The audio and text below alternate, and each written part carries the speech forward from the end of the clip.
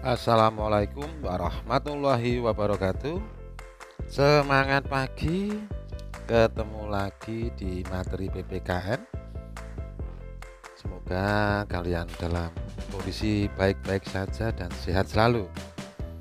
Di sesi kemarin kita sudah membahas tentang kasus pelanggaran HAM di Indonesia. Untuk sesi hari ini kita akan mencobakan tentang materi upaya pemerintah dalam menegakkan HAM. Baik, semua negara di dunia sepakat untuk menyatakan penghormatan terhadap nilai-nilai HAM yang universal melalui berbagai upaya penegakan HAM. Akan tetapi pelaksanaan HAM dapat saja berbeda antara satu negara dengan negara lain.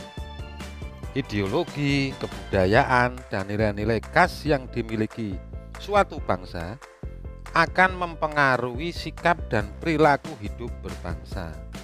Misalnya di Indonesia, semua perilaku hidup berbangsa diukur dari kepribadian Indonesia yang tentu saja berbeda dengan bangsa lain. Bangsa Indonesia dalam proses penegakan HAM tentu saja mengacu pada Pancasila dan Undang-Undang Dasar Negara Republik Indonesia tahun 1945 serta perundang-undangan lainnya. Dengan kata lain, penegakan HAM di Indonesia tidak berorientasi pada pemahaman HAM liberal dan sekuler yang tidak selaras dengan makna sila pertama, yaitu ketuhanan yang Maha Esa.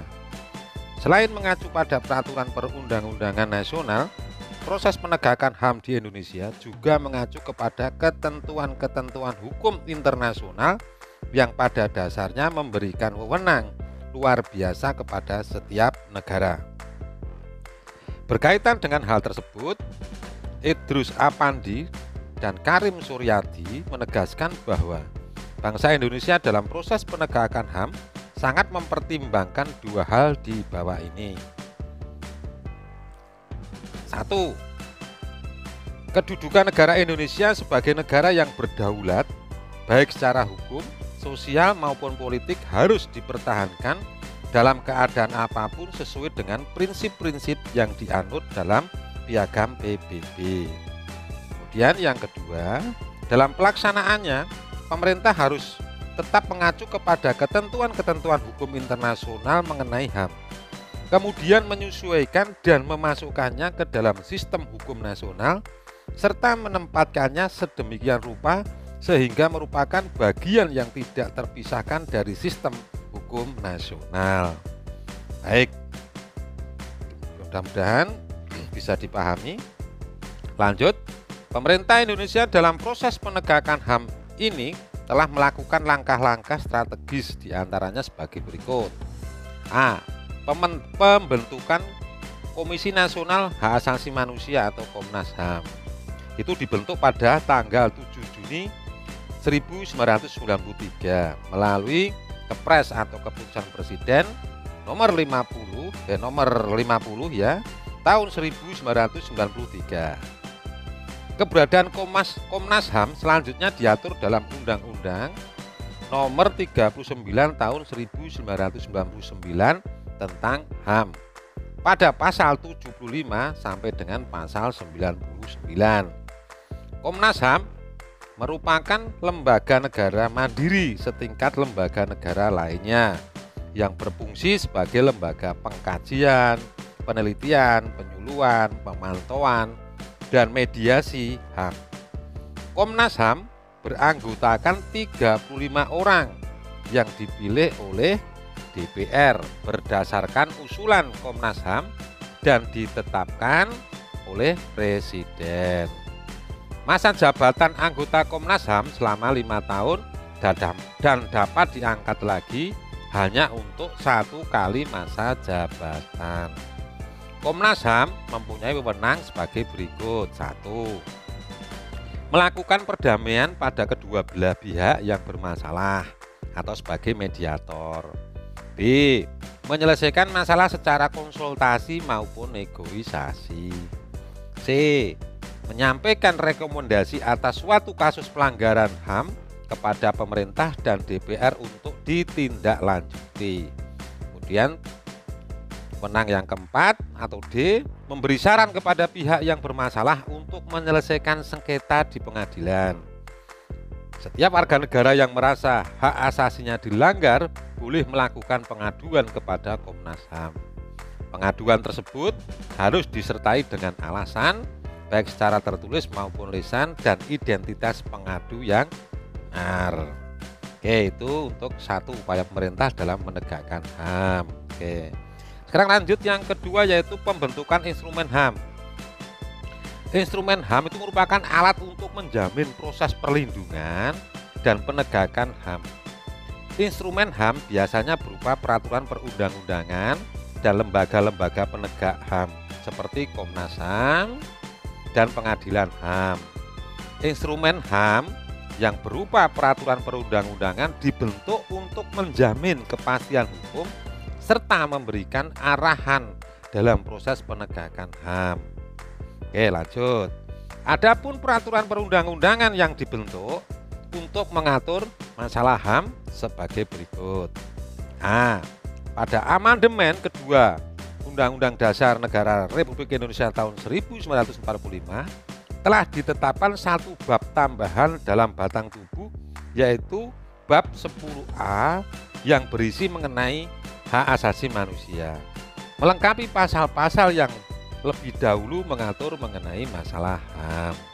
Dan yang B, dalam sidang istimewa MPR 1998 dikeluarkan ketetapan MPR mengenai hak asasi manusia, yaitu TAP MPR nomor 17/MPR/1998. C, ditetapkannya Piagam HAM Indonesia pada tahun 1998. D, diundangkannya Undang-Undang nomor 39 tahun 1999 tentang HAM, yang kemudian diikuti dengan Perpu nomor 1 tahun 1999 tentang Pengadilan HAM, yang kemudian ditetapkan sebagai undang-undang, yaitu Undang-Undang nomor 26 tahun 2000 tentang Pengadilan HAM. E, ditetapkannya peraturan perundang-undangan tentang perlindungan anak, yaitu 1. Undang-Undang nomor 3 tahun 1997 tentang Pengadilan Anak. 2. Undang-Undang nomor 23 tahun 2002 tentang perlindungan anak.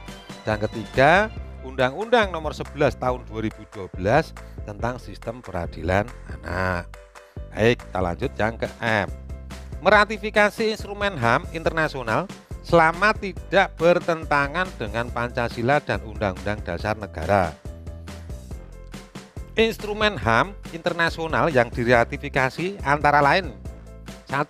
Konvensi Jenewa 12 Agustus 1949 telah diratifikasi dengan Undang-Undang nomor 59 tahun 1958. 2. Konvensi tentang hak politik kaum perempuan telah diratifikasi dengan Undang-Undang nomor 68 tahun 1958.